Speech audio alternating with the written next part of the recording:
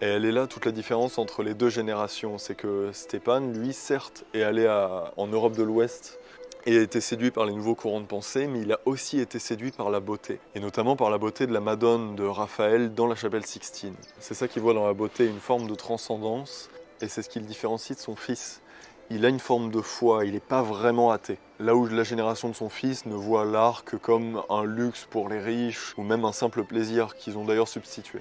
Et il nie l'esprit et le sacré qu'il y a dans l'homme. Il voit l'organisation d'une société humaine comme l'organisation d'une fourmilière. Et de la même manière que les nihilistes nient la différence qu'il y a entre le bien et le mal, il nie aussi la différence qu'il y a entre le beau et le laid.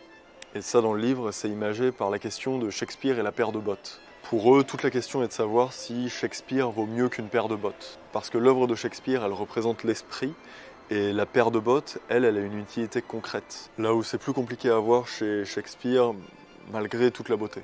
Messieurs, la parole définitive, c'est une parole de pardon. Moi, un vieillard dont la vie est terminée, je déclare solennellement que l'esprit de vie agit comme par le passé, et que la jeune génération est toujours pleine de force. L'enthousiasme de la jeunesse d'aujourd'hui est aussi pur, aussi lumineux que celui de notre temps. Il n'y a qu'une chose de changée, c'est le but. Un nouvel idéal s'est substitué à l'ancien. Toute la question est de savoir si Shakespeare est supérieur à une paire de bottes, Raphaël à un bidon de pétrole.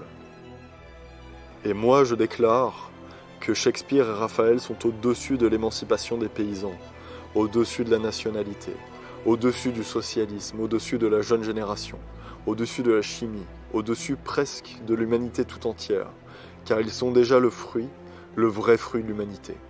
Le plus beau fruit peut-être qu'elle puisse jamais donner, car ils réalisent déjà une forme de beauté parfaite, sans laquelle je ne consentirais peut-être pas à vivre.